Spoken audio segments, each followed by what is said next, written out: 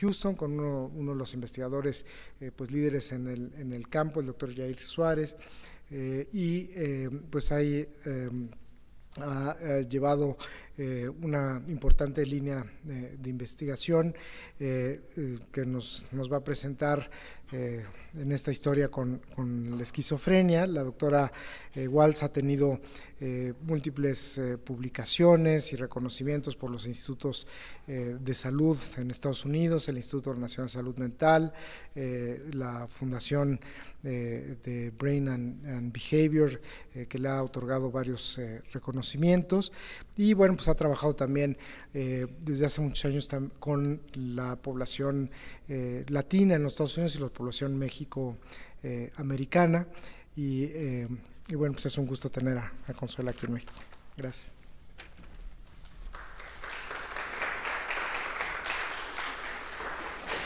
Ok. Muchas gracias, doctor Nicolini, por invitarme. La verdad que me encanta estar aquí en México, apenas es mi cuarta vez y nunca había venido a esta área, entonces me dio un tour, está hermoso, la verdad, y este instituto aquí está genial, la verdad que muchas felicidades. Le digo, a lo mejor me voy a venir para acá después.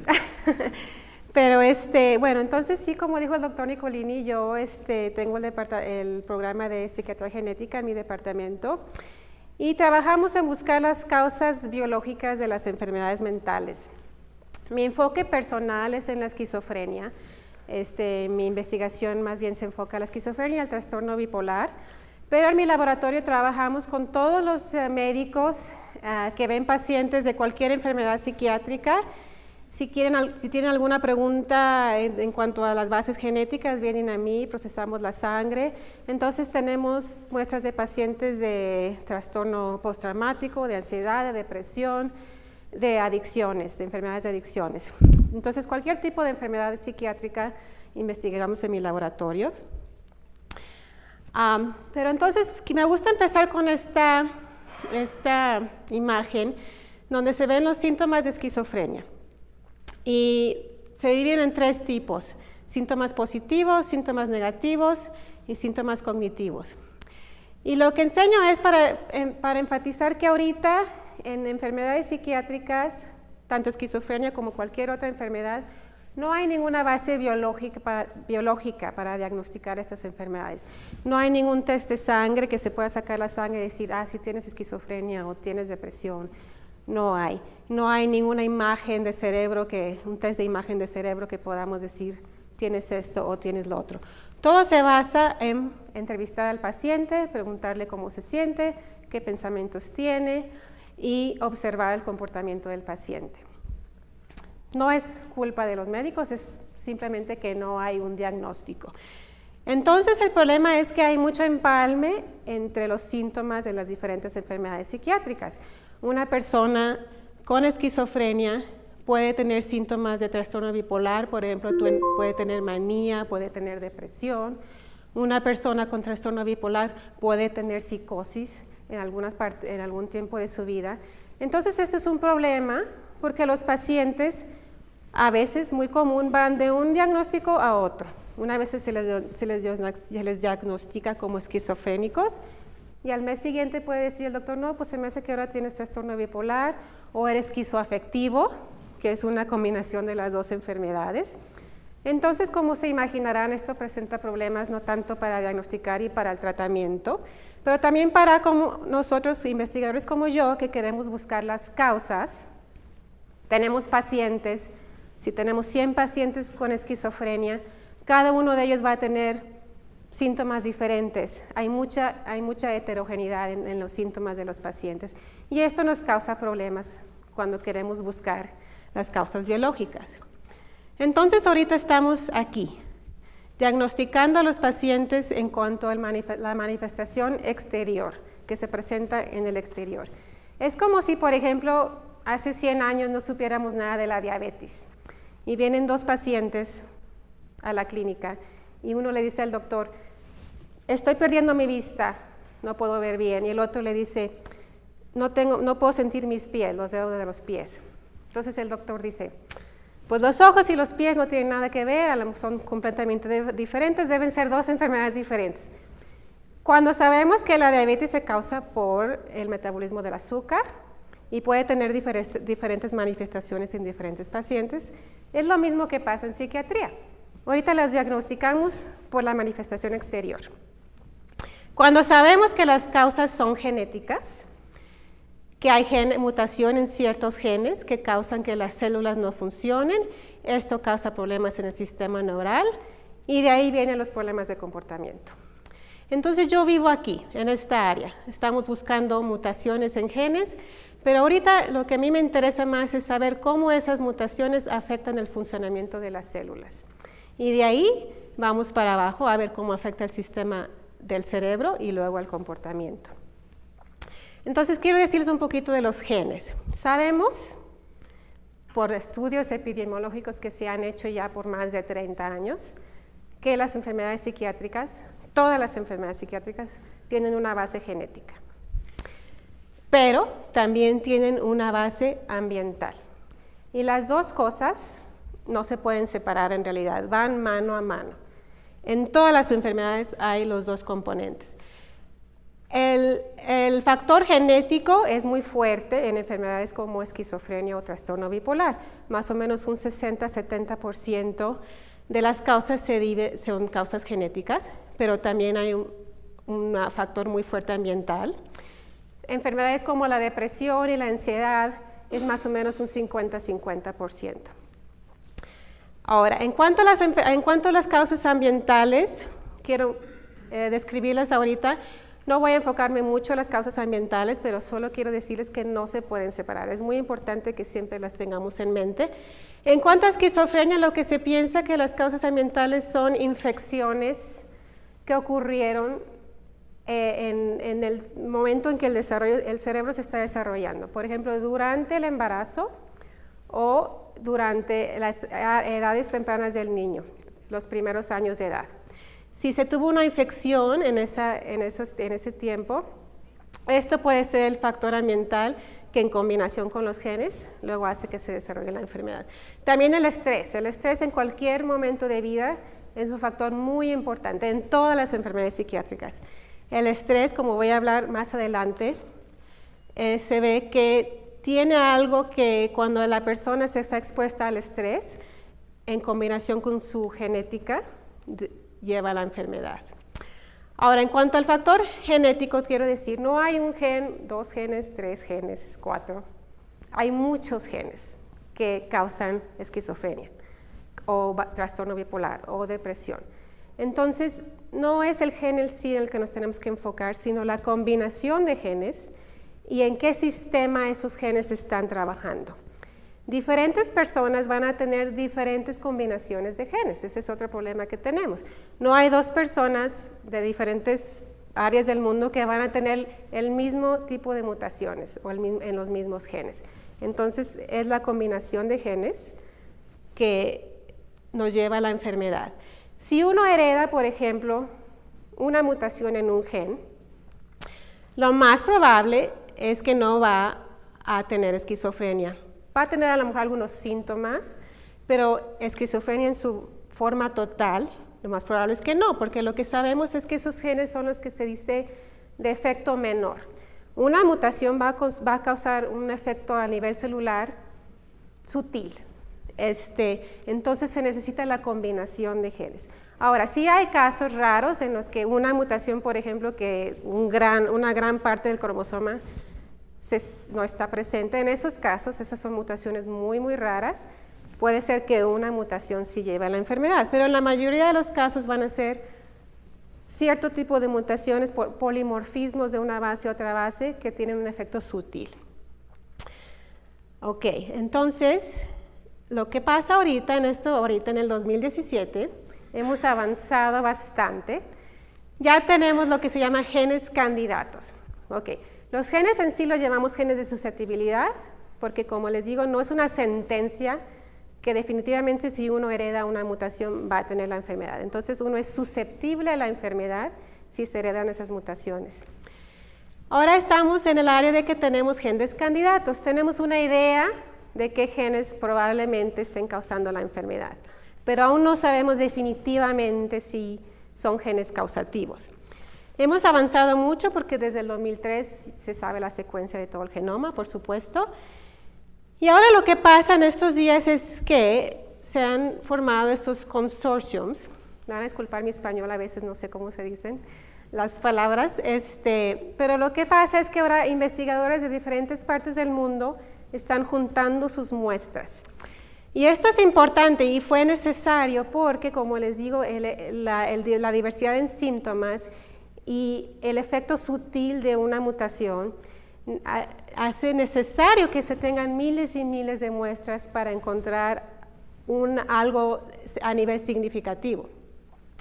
De otra manera, también podemos usar poblaciones homogéneas. Y yo voy a hablarle de una población en Costa Rica, donde gente que vive en esa área tiene más o menos el mismo tipo genético y es más fácil encontrar genes en estas áreas. Entonces, estos dos tipos de estudios son los que hemos avanzado para tener genes candidatos. Y esta es una imagen que salió en el 2007, o sea, hace 10 años, antes de la formación de los consortiums. Y aquí se veía que ya cuando gente estaba haciendo estudios en cada uno en su propia área, con 100, 200, 300 pacientes, luego pusieron todos los genes que se estaban encontrando en ese momento, y estos son los genes que muchos participan en el sistema glutamatérgico de las neuronas. O sea, el glutamato es nuestro aminoácido que hace que las neuronas se comuniquen. Aquí se ve el gen de neuregulina 1, que es mi gen favorito, de ahí voy a hablar más de este gen. Pero como se fijarán, uno puede tener una mutación en cualquiera de estos genes. Cómo se guarda el glutamato, cómo se sale de la célula, cómo se comunica con los receptores. Cualquiera de estas mutaciones va a llevar al mismo efecto, o sea que el sistema glutamatérgico está afectado. Pero quiero darles, porque esto fue hace 10 años, ¿verdad? Antes de los estudios de miles y miles de personas. Ahora, en el 2014 salió el primer estudio a nivel genómico con estos consorcios. Este es el Psychiatric Genetics Consortium. 113,000 controles, verán el tipo de números que se necesitan en psiquiatría para tener un hit, y casi 40,000 casos. Pero quiero que se fijen en esto. ¿Qué es lo que encontraron? Asociaciones en el sistema dopaminérgico y glutamatérgico. Ese fue el gran encuentro, que esto ya lo sabíamos desde hace años cuando estábamos haciendo estudios mucho, mucho más pequeños, pero estaban que, wow, por fin encontramos a nivel genómico global asociaciones en estos sistemas. Ok, ya podemos estar un poquito más seguros de que estos genes de veras participan en causar esquizofrenia. Pero ahora otro que sí fue un poquito más novedoso, genes en el sistema inmune. A mí cuando salió este artículo en el 2014 me hablaron de un periódico en Estados Unidos, USA Today, y me preguntaron si se me hacía que este descubrimiento era novedoso o importante. Les dije, pues novedoso no tanto, porque como les voy a decir, se sospechaba desde hace muchos, muchos años que el sistema inmune tiene un rol muy importante en enfermedades psiquiátricas, pero en realidad nadie le daba mucha importancia porque a nivel genético no se había visto estos genes. Hasta que salió este estudio con 14,000 personas, 40,000 personas, ya pudieron encontrar genes en el sistema inmune. Entonces yo dije, me parece perfecto, estoy muy contenta que por fin ya puede la gente decir si el sistema inmune tiene un rol importante en esquizofrenia y en otras enfermedades psiquiátricas. Entonces así estamos ahorita, ya tenemos algunos genes que se han descubierto, pero aún tenemos que seguirlos, todavía no sabemos si en realidad causan la enfermedad. ¿Por qué? Porque quiero explicarles, muchos de ustedes ya lo sabrán, los estudios a nivel genómico que se han hecho hasta ahorita son con chips, donde se investigan como 2.5 millones de polimorfismos, pero en realidad son polimorfismos comunes, que todo mundo tenemos, o sea, mucha gente los tiene. O sea, este es un ejemplo, por ejemplo, uno puede tener un polimorfismo que se cambia la base A a la base G. Esto no cambia el aminoácido que se escribe, es alanina todavía. Entonces no pasa nada con ese polimorfismo. Ese es el tipo de polimorfismos que tenemos en los chips ahorita que estamos analizando.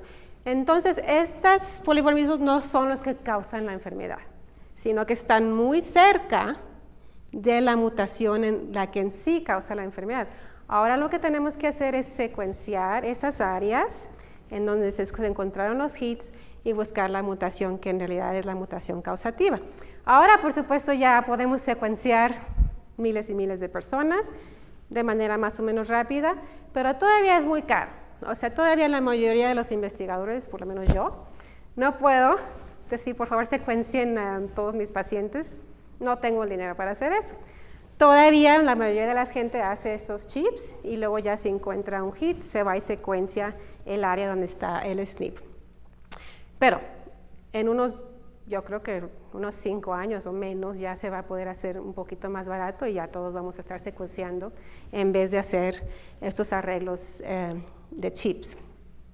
Pero aún así, si encontramos, supongamos que encontramos una mutación que es causativa y que tiene un efecto en el funcionamiento de la proteína, aún así tenemos ahora que investigar qué es lo que hace esa mutación a nivel celular y luego cómo es que está afectando el sistema neuronal y luego cómo es que en combinación con el medio ambiente puede causar la enfermedad. Ahora, en cuanto al medio ambiente, ya sabemos que los estudios epigenéticos son muy importantes. Eso es donde el factor ambiental puede regular cómo los genes se comportan. Esto lo estamos haciendo ahorita, la epigenética en combinación con mutaciones a nivel del ADN y ver cómo entre los dos se llega a la enfermedad. Pero ya este es el último paso. Ahorita yo en mi laboratorio estamos aquí, encontrando mutaciones y más bien ahora ya nos estamos enfocando a los estudios celulares. Con otras personas se encuentran otras mutaciones, nos enfocamos a esa mutación y ver qué es lo que hacen a nivel celular. Entonces trabajamos en este modelo con humanos, vemos cómo es que la mutación afecta el funcionamiento de las células de los humanos y les voy a explicar los estudios que hemos estado haciendo. Pero todavía no hay mucho que se puede hacer con humanos, no podemos hacer a nivel cerebral cómo es que la mutación afecta el funcionamiento celular a nivel cerebral. Podemos obtener estudios post-mortem, pero eso, las células ya están muertas, entonces tiene sus problemas. Entonces es importante todavía tener estudios animales, donde se puede sacar todo el gen, introducir la mutación, ver cómo es que esa mutación afecta el sistema neuronal en el animal y el comportamiento del animal, y luego regresarlos al humano e integrar los dos estudios. Ok, quiero nada más decir un punto más. Ese modelo que les digo ya que se encuentra la mutación y ahora el siguiente paso es, ¿qué es lo que está haciendo esa mutación? Hay muy poca gente que está haciendo estudios en este nivel. O sea, muchos están estudiando, a ver, vamos a ver qué genes, qué mutaciones, pero ya que se encuentra el gen, ahí se queda la historia, no hay seguimiento. Hay un solo estudio que salió el año pasado en donde sí le están dando seguimiento. Con este mismo estudio de los 40,000 personas, el hit más grande fue aquí en el cromosoma 6 y estos son los genes del sistema inmune. Y se enfocaron en un gen, aquí que se llama el gen componente 4, que se encontraba en esa área del cromosoma 6 y decidieron darle seguimiento y ver qué es lo que está haciendo ese gen. Entonces ustedes pueden ver este artículo, es un artículo muy interesante. Lo único que les quiero decir es que primero trataron de ver qué haplotipo era el que estaba causando la enfermedad en las diferentes personas y luego se fueron a nivel cerebral con muestras cerebrales y vieron que el gen C4 estaba más expresado en personas con esquizofrenia comparados con controles. Y luego se fueron al modelo animal, donde tienen un animal donde se noqueó todo el gen del gen C4 y vieron que en cuestión con el complemento 3, lo que pasa es que el complemento 4 se junta con el complemento 3 y luego hace la función a nivel de celular de extensiones de neuritas en las células glutamatérgicas, pero lo que pasa es que cuando se tiene el C4 se noqueó por completo, C3 no se presenta en estos animales. Entonces, su hipótesis es que si se noquea C4, el complemento 3 no va a funcionar y ahí es donde van a empezar los problemas. Ese es el primer estudio que hacen. Tenemos que seguir adelante a ver qué más está haciendo este gen, pero es un buen paso porque el primer paso fue encontrar la mutación a nivel global y ahora nos enfocamos a un solo gen, qué es lo que está haciendo este gen. Entonces, en mi laboratorio estamos siguiendo este tipo de modelo. Vemos qué estudios se están haciendo a nivel global y qué mutaciones se encuentran y cómo podemos seguir esa mutación. Y les voy a decir entonces ahora la historia del gen de neuroglobulina, que es el gen con el que yo empecé a trabajar en el 2003, cuando empecé como postdoctora en el laboratorio de Michael Escamilla. Estábamos en San Antonio y él tenía la colaboración con un grupo de Costa Rica. Y nos interesamos en el gen de neuroglobulina porque salió en el 2003, fue uno de los primeros genes que salieron que estaban asociados con esquizofrenia. El primer estudio salió en Islandia, donde existe una población de este tipo que les digo homogénea. Casi toda la gente, son como 300,000 personas que viven en Islandia, casi todos provienen de las mismas familias, de los mismos ancestros, entonces tienen un ADN, un tipo genético muy homogéneo entre ellos, y es fácil encontrar genes que se asocian con cualquier enfermedad, no nada más con esquizofrenia, sino cualquier enfermedad en ese tipo de poblaciones. Y ellos fueron los primeros que dijeron que neuroglobulina se asociaba con esquizofrenia.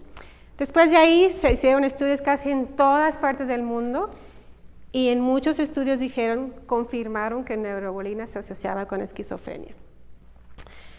Y lo importante es que cuando vemos el funcionamiento de neuroglobulina, tiene un papel muy importante en el cerebro. En primero está involucrado en hacer las formaciones de las sinapsas con los dendritas aquí, en la migración de neuronas, en la myelination, ¿cómo se diga eso?, de los oligodendritas. Entonces, a nivel cerebral tiene papeles muy, muy importantes. Por eso ese gen luego mucha gente empezó a estudiarlo. En ese momento, como en el 2003, cuando salió ese primer estudio en Islandia, nosotros dijimos, vamos a ver si en nuestra población en Costa Rica vemos asociación con neuroglobulina. En ese momento se habían reclutado como 3,000 muestras de personas, de familias que tenían a un miembro, por lo menos un miembro, afectado con esquizofrenia. Se habían generado células linfoblásticas, que es muy importante para mí, que les voy a explicar más adelante cómo las he usado. Pero las células linfoblásticas, por si no saben, son células blancas que se han transformado a través de un virus, entonces son inmortales. Y entonces en el laboratorio podemos cultivar estas células y hacer estudios funcionales. Y también, por supuesto, se tiene plasma y ADN de todas estas muestras. Y mi mentor en aquellos días, Michael Escamilla, fue en realidad el que empezó estos estudios en Costa Rica. El doctor Nicolinde también ha estado muy involucrado con estos estudios. Y lo primero que hicimos fue un estudio de asociación básico. Tomamos los marcadores que se habían encontrado en Islandia, que eran 6 marcadores, y vimos a ver si se asociaban con esquizofrenia en una muestra de Costa Rica, que en realidad era una muestra pequeña. Tomamos al principio 114 pacientes con esquizofrenia o 134 pacientes que tenían psicosis, porque pensamos que la psicosis a lo mejor era una mejor manera de obtener un cierto fenotipo que todos tienen psicosis. Entonces, en este primer estudio con esquizofrenia vimos que a nivel individual ninguno de los marcadores tuvo asociación, pero encontramos un haplotipo que sí se asoció con esquizofrenia. No muy importante, 0.05, pero después cuando vimos en todos los pacientes con psicosis, fue un poquito más significativo. Pero luego lo que hicimos es decir, ok, vamos a dividir a nuestros pacientes para tratar de obtener pacientes más homogéneos en cuanto a los síntomas clínicos. Los dividimos en pacientes que tenían síntomas de manía o no tenían síntomas de manía. Cuando hicimos eso, vimos que la asociación es exclusivamente en pacientes con psicosis que tienen manía. No se encontró asociación en pacientes que no tenían manía. Cuando publicamos esto en el 2006, al mismo tiempo salió un estudio que hicieron parecido, pero empezando con pacientes con desorden bipolar, con o sin psicosis. Encontraron asociación de neuroglina en pacientes bipolares con psicosis. Entonces, esto es muy parecido a nuestros pacientes psicosis con manía. Entonces, lo que dijimos en esos momentos, esto fue en el 2005, hace 12 años, vamos a tratar de encontrar una mutación. En esos entonces era carísimo secuenciar y no se podía secuenciar todo el genoma. Dijimos, vamos a secuenciar estas personas solamente que tienen este haplotipo y que tienen psicosis con manía. Solamente secuenciamos 12 personas hace 12 años y resultó, no sé si sería suerte o que fuimos muy inteligentes en definir exactamente el tipo de personas que íbamos a secuenciar, pero encontramos una mutación y una mutación funcional que se cambia de G a T y cuando se hace ese cambio, en vez de valina, se tiene leucina. Entonces, en esos momentos estábamos nosotros, wow, eso fue algo increíble porque nadie había reportado una mutación causativa en neuroglina. Se habían visto estudios de asociaciones, pero no una mutación funcional. Y todavía en estos días es la única mutación funcional que se ha reportado en neuroglina. Entonces, fue algo muy importante. Lo que hicimos después es, como les digo, secuenciamos aquí nada más 12 personas. Después nos fuimos a nuestras 400 familias que teníamos en esos momentos. A veces se encontraba a nivel familiar la asociación y sí encontramos estas familias que si ven aquí, las personas en negro tienen esquizofrenia y tienen la mutación. Solamente en 4 familias se encontró que las personas con esquizofrenia, que existía esa mutación, no se transmitió a la esquizofrenia, pero en la mayoría de las familias sí se transmitió ese alelo junto con la esquizofrenia. Eso significa que tiene, ese estudio, estadísticamente, esta mutación tiene importancia. Después, esto lo hizo mi colega Henry Raventós, que es la persona que en Costa Rica ha tenido estos estudios ya por muchos años. Lo interesante de Costa Rica es que tienen unos récords genealógicos increíbles. Entonces se fueron a esos récords y pudieron ver en nuestras personas, que hasta ese momento eran como, creo que 12 personas con la mutación, se fueron a los récords y pudieron ver que todos venían de la misma persona que había venido a Costa Rica como en el 1700. En el año alrededor del 1700.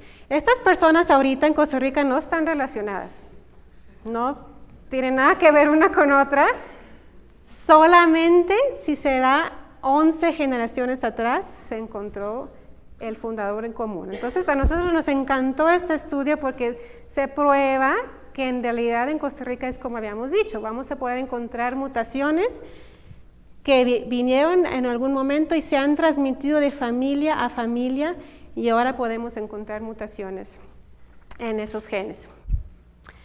Ok, ahora ¿qué es el siguiente paso? Encontramos una mutación, ahora encontramos que tiene, causa cambios a nivel de la proteína en cuanto al aminoácido, pero ahora lo que siguiente es saber si en realidad causa alteraciones en la función de la proteína, ese es el siguiente paso.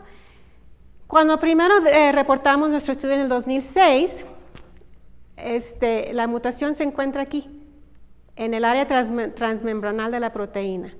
Y está en el área en donde la enzima secretasa gamma corta aquí a la proteína y hace que esta parte intracelular de la proteína se suelte y se va al núcleo. Ahora, la neuroglina también, la parte extracelular es muy importante también. A nivel extracelular corta la secretasa beta y esta parte luego se va con los receptores y se inicia el camino de señalización. Entonces, la proteína neuroglina tiene 2 caminos de señalización, extracelular y intracelular. Cuando primero encontramos la mutación, nuestra hipótesis era que se iba a impedir el camino intracelular, o sea que esta parte no se iba a soltar de la membrana.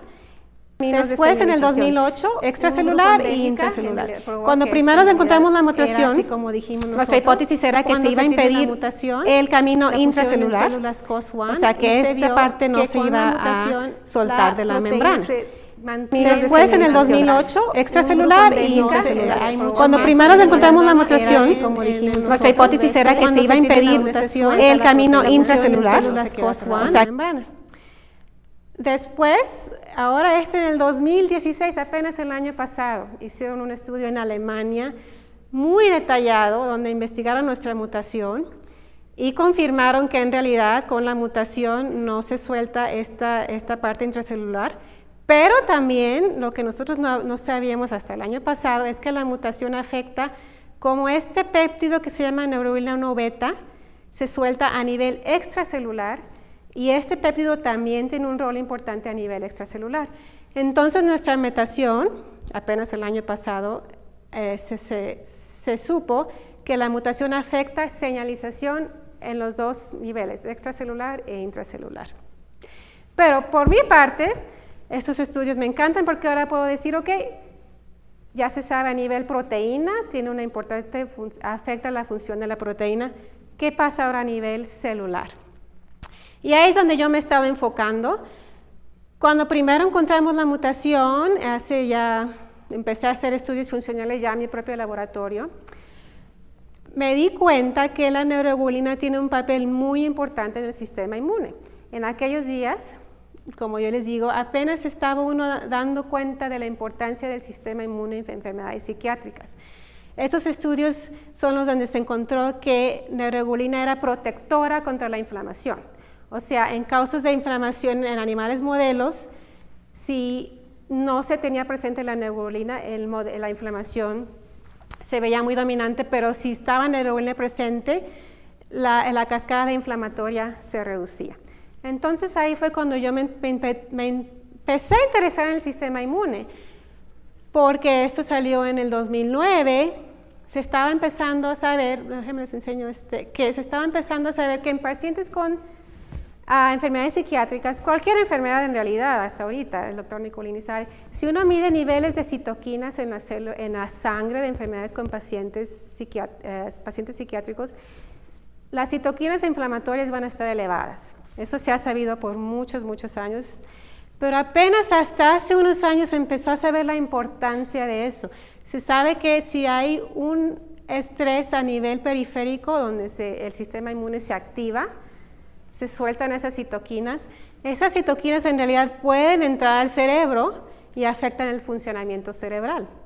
Entonces ahorita la teoría es que si se tiene un estrés, algún tipo de estrés en la vida del paciente, ellos no pueden, de alguna manera, yo creo que es por causas genéticas, no pueden apagar esa activación y siempre hay como que una activación inflamatoria que existe. Y luego si tienen más estrés, se hace un problema mayor. Y lo que pasa es que cuando entran las citoquinas al cerebro, luego las microglías, que son las células inflamatorias del cerebro, sueltan sus propias citoquinas. Si los astrocitos no están funcionando propiamente, las neuronas van a empezar a tener efectos tóxicos, porque el glutamato se va a acumular, los astrocitos no pueden eliminar el glutamato del medio y entonces va a haber un efecto tóxico. Esa es la hipótesis en la que estamos trabajando ahorita en mi laboratorio y les voy a explicar más adelante por qué. Pero lo que empezamos al principio fue decir, ok, si la persona con la mutación de leucina, gente que tiene esta mutación, a lo mejor va a tener un sistema inmune que va a estar afectado comparados con gente que no tiene la mutación. Esta fue nuestra primera hipótesis. Entonces regresamos a nuestras familias originales en las que habíamos encontrado la mutación y medimos niveles de citoquinas en la sangre de estas familias. Y sí, lo que vimos es que el alelo T, el alelo de la mutación, estaba asociado con niveles de citoquinas inflamatorias altas en estas familias. También hicimos un panel de anticuerpos autoinmunes y vimos que en estas familias había elevación de anticuerpos autoinmunes en estas familias. Entonces se veía que había algún problema en el sistema inmune en estas familias. Luego nos fuimos a las células linfoblásticas, que son las que le digo que son inmortales, las podemos cultivar. Y cuando hicimos eso, comparando gente con la mutación y gente sin la mutación, y les quiero decir, estas personas no tienen esquizofrenia. Lo hice yo esto a propósito, quería yo estudiar el efecto de la mutación en sí, sin que hubiera el problema de que si tienen esquizofrenia, si no tienen esquizofrenia, pueden tener otras mutaciones que a lo mejor causan el mismo fenotipo. Yo quería saber qué es lo que hace la mutación en sí a nivel celular. Y lo que vimos es que pacientes con la mutación que no tienen esquizofrenia tienen mayores niveles de citoquinas inflamatorias comparado con gente que no tiene la mutación.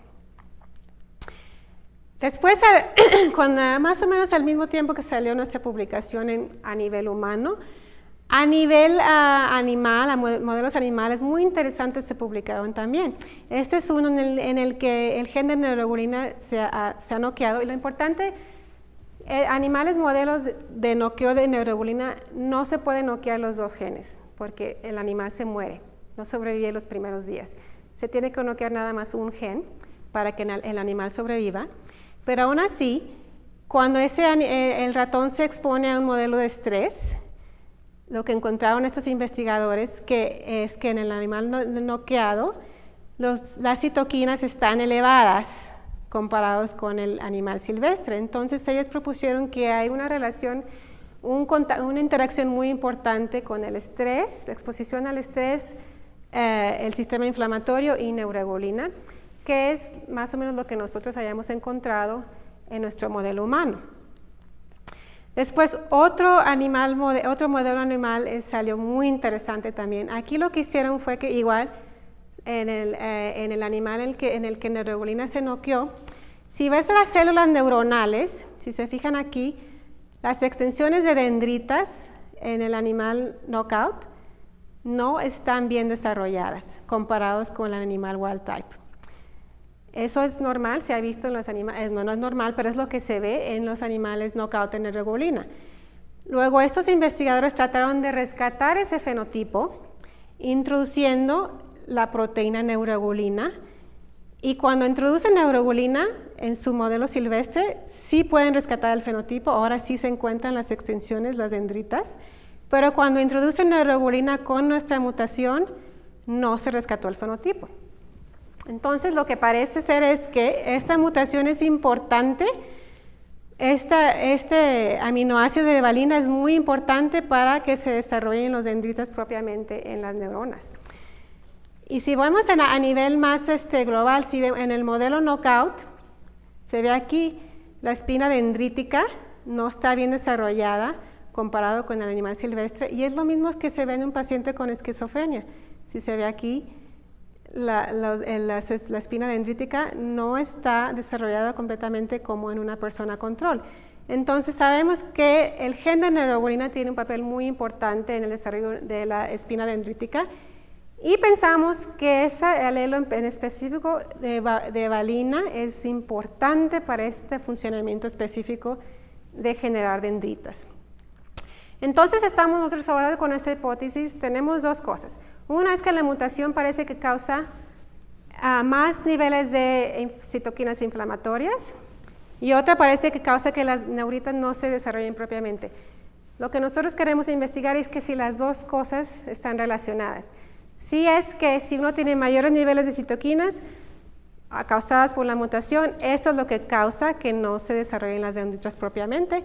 Y si se ven estudios de cultivo neuronales, esto se ha demostrado que si tienes mayores niveles de citoquinas inflamatorias como interleuquina 6 y el factor TNF-alfa, se ve que las dendritas no se forman de manera normal cuando se tiene altos niveles de estas citoquinas. Entonces estamos investigando ahorita esto en nuestro laboratorio. Voy a hablar más adelante acerca de eso. Pero otra cosa que hicimos mientras tanto es que nos regresamos a nuestras líneas linfoblásticas y queríamos saber a nivel global qué genes estaban alterados en personas con la mutación, en personas sin la mutación. O sea, hicimos un estudio de expresión global. Y lo que vimos es que, otra vez, el sistema de respuesta inflamatoria es el que está más afectado en personas que tienen la mutación, que más o menos es lo que ya habíamos visto a nivel celular con las citoquinas, pero también encontramos que la cascada de señalización de neuroglobulina estaba afectada. Que esto es muy interesante porque cuando uno hace estudios globales se empieza sin tener una hipótesis en sí de cuál es el sistema que va a ser afectado. Y en realidad es interesante que vimos que personas que tienen una mutación en neuroglobulina, el sistema de señalización de neuroglobulina está afectado. Que uno debe pensar, pues claro, es lo que debemos de ver, ¿verdad? Pero las proteínas que vimos afectadas fueron dos que están aquí, son dos quinasas, la quinasa C y este SRC, que están abajo del receptor de neuroglobulina. Este RB4 es el receptor de neuroglobulina, y estas quinasas después empiezan en la señalización a nivel de fosforilación, desfosforilación. Entonces, otro estudio que hicimos fue un estudio muy interesante, un perfil quinómico. Ahora queríamos ver a nivel más o menos global cuáles son las proteínas que están afectadas en cuanto a la cascada de fosforilación. Lo que se hace aquí es que es un arreglo de 144 péptidos que se sabe que están involucrados en cascadas de señalización. Se pone en el arreglo ATP, que está un anticuerpo que está en contra de ATP, el anticuerpo es fluorescente. Entonces ponemos nuestros extractos celulares en este arreglo de péptidos con el ATP y activamos el camino de señalización porque introdujimos ERB4 para activar el camino de neuroglobulina. Y se puede ver en tiempo real, con un microscopio se puede ver qué péptidos están fosforilizando o desfosforilizando en personas con la mutación y personas sin la mutación.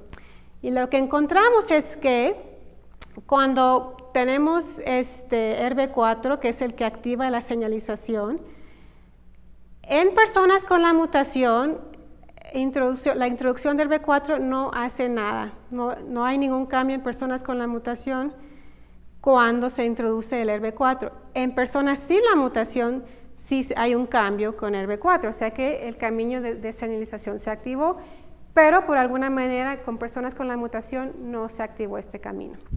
Y resultó que cuando hicimos un estudio a ver cuáles eran los péptidos que estaban involucrados, estos péptidos están involucrados en formación de neuritas. Entonces, es interesante porque, si recuerdan el modelo animal, había dicho que la mutación estaba involucrada en formación de neuritas.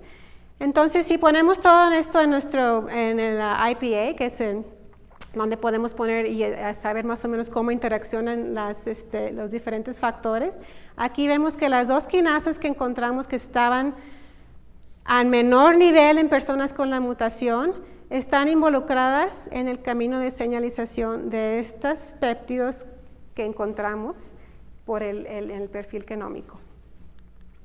Entonces, esto es ahorita nuestra hipótesis.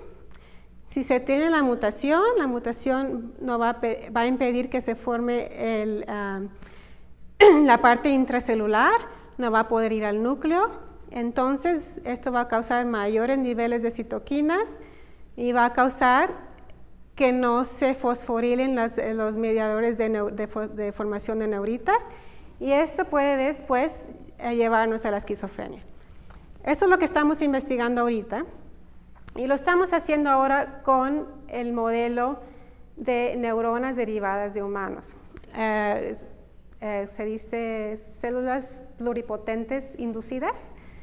Lo que hacemos es que, como tenemos las líneas celulares de las personas con la mutación y las personas sin la mutación, las líneas linfoblásticas, a partir de esas líneas podemos ahora obtener neuronas y podemos obtener astrocitos de estas mismas personas. Este es el primer estudio que salió de este tipo en el 2011 en cuanto a esquizofrenia, en el grupo de Fred Gage, que fue uno de los primeros que hizo este tipo de estudios. Y lo que ellos encontraron es que ellos empezaron con células fibroblásticas, o sea, tejido de piel, y de ahí derivaron neuronas. Y lo que vieron es que en personas con esquizofrenia, no se sabe qué mutación tiene, si tiene una mutación o no, tienen esquizofrenia. Personas con esquizofrenia comparados con controles Si se fijan aquí, mira, el cambio drástico en cuanto a las dendritas y la comunicación entre las neuronas, que es más o menos lo que ya se había visto y les demostré en la formación de la espina dendrítica, pero ahora lo vimos a nivel celular. Pero lo interesante para mí fue que cuando hicieron un perfil global de expresión de genes en estas células, ¿cuál fue el gen que se tuvo más cambio? Aquí está, neuroregulina, que para mí fue increíble porque yo ya estaba investigando neuroregulina y este es el gen que fue más significativo en cuanto al cambio en comparación con controles, y lo que ven es que en esquizofrenia hay mayor expresión de neuroregulina que en controles a nivel neuronal. Esto es muy importante, porque si empiezan desde aquí con las células de piel, no hay ningún cambio. Aquí con las células pluripotentes no hay cambio. Con las células progenitoras todavía no se ve el cambio solamente se ve a nivel neuronal. Y por eso es muy importante en estudios psiquiátricos, lo que tenemos hasta ahorita ha sido sangre, ¿verdad? O tejido de piel. Es importante esos estudios, pero esto demuestra que en realidad debemos estar estudiando células cerebrales, porque esta es una enfermedad cerebral. Entonces, lo que estamos haciendo ahorita es exactamente eso, derivando líneas neuronales y líneas astrocíticas de nuestros pacientes de Costa Rica. Y este es el proceso en el que estamos usando. Primero estamos empezando con nuestras líneas linfoblásticas, y el método es un poquito diferente de si se empieza con líneas de fibroblásticas. Estamos haciendo las dos cosas en mi laboratorio, pero usamos un cóctel si quieren después podemos platicar más, no quiero entrar en mucho detalle, pero sí, el cóctel que se usa es un poquito diferente. Las líneas linfoblásticas, el problema que tuvimos, que trabajamos mucho en el laboratorio para salir de este problema, es que las líneas están flotando y es muy difícil que se peguen al plástico o al vidrio que estamos usando. Y necesitamos que se peguen porque necesitamos, para producir células pluripotentes, que es el primer nivel, necesitamos que se peguen al plástico y de ahí sacar los clones. Entonces ese fue el gran problema que tuvimos en un principio. Ahora acabo de ir a la conferencia de psiquiatría biológica y una de las personalidades más grandes que ha estado haciendo esto, él mismo dijo, células linfoblásticas, nadie ha publicado con esto, nadie lo ha hecho, pero nosotros lo hicimos. Y yo dije, no, pero nosotros también ya lo hicimos. Pero es algo que es un poquito más difícil. Pero ya lo hicimos y también sacamos astrocitas. Cuando se tienen las células pluripotentes, de ahí se obtienen células progenitoras. Y ya cuando se tiene la célula progenitora, uno puede decidir si quiere hacer neurona o quiere hacer astrocitos. Y se introduce un cóctel de diferenciación específico para el tipo de célula que uno quiere hacer. Entonces, ahorita tenemos en mi laboratorio 6 líneas celulares de personas con esquizofrenia y 6 sin esquizofrenia.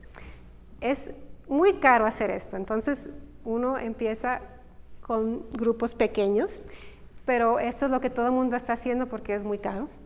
Y quiero decirles los estudios preliminares que apenas hace una semana obtuvimos. Estas 2 personas tienen esquizofrenia. Esta persona tiene la mutación de neuroregulina y esta persona no tiene la mutación. Y estos son señalización de calcio cuando se introduce glutamato. Podemos medir los niveles de calcio. Y lo que se ve es que si se introduce el glutamato en estas células, esta persona con la mutación no respondió al glutamato. En cambio, esta persona sin la mutación sí respondió al glutamato. Ahora, este es un estudio muy preliminar, una persona, 1 y 1. Vamos a hacer más personas a ver si podemos repetir este encuentro, pero para nosotros es algo muy interesante que no se respondió al glutamato. Ahora, a nivel astrocito también encontramos algo muy interesante que no nos esperábamos. Igual, 6 personas con esquizofrenia, 6 sin esquizofrenia. Aquí no hemos visto el efecto de la mutación todavía, pero lo que encontramos fue algo que no nos esperábamos, que para explicarles, cuando diferenciamos las células por 8 semanas, en nuestro cóctel de diferenciación. Después de 8 semanas, en ese momento ya las células deben estar bien diferenciadas y se obtienen astrocitos maduros. Pero lo que vimos es que cuando comparamos los controles, con las personas con esquizofrenia y los controles, los dos marcadores que nos dicen si estos son astrocitos diferenciados o no, están a menores niveles en personas con esquizofrenia que en los controles. Esto indica que estos astrocitos no están diferenciados apropiadamente comparados con controles, están menos maduros. Después medimos niveles de citoquinas que se secretan de los astrocitos y encontramos lo mismo, que en personas con esquizofrenia varias citoquinas se secretaron a niveles menores comparados con controles. Por ejemplo, aquí se ve interleuquina 6, el promedio en los controles fue 262, comparado con 4 en las personas con esquizofrenia. O sea, que estos astrocitos no están secretando las citoquinas al mismo nivel que los controles. Esto no es lo que nos esperábamos en realidad, porque si uno piensa en el modelo inflamatorio que les expliqué, si uno tiene inflamación, se secretan los astrocitos, y si hay problemas a nivel celular, es que porque hay más inflamación. Yo había pensado que a lo mejor los astrocitos van a tener más, van a secretar más factores inflamatorios. Pero no es lo que estamos viendo, ok, son estudios preliminares, también estos apenas hace una semana tuvimos los resultados, pero ahorita lo que estamos pensando es que en realidad esto podría ser muy importante. Si los astrocitos no están funcionando correctamente, si no están suficientemente maduros, no van a poder rescatar, si están aquí las microglías, si se secretan los factores inflamatorios, los astrocitos si no están maduros no van a poder retirar el glutamato del medio, entonces va a haber un efecto tóxico más problemático si los astrocitos no están funcionando apropiadamente. Esa es nuestra hipótesis en este momento. Entonces, lo que estamos haciendo ahorita es estudios de cocultivo, donde vamos a poner astrocitos y neuronas en el mismo cultivo, y vamos a combinar astrocitos con esquizofrenia, astrocitos sin esquizofrenia, y vamos a ver qué efectos hay cuando se estresa el astrocito, qué efecto tiene en el funcionamiento de la neurona. Y son cosas que estamos haciendo ahorita en mi laboratorio, todavía no tengo resultados, pero nuestra hipótesis es que en realidad son los astrocitos que a lo mejor van a tener un rol muy importante en regular el funcionamiento de la neurona. Ok, ¿cuánto tiempo tengo? ¿Ya? Ok, bueno, entonces ahí me quedé.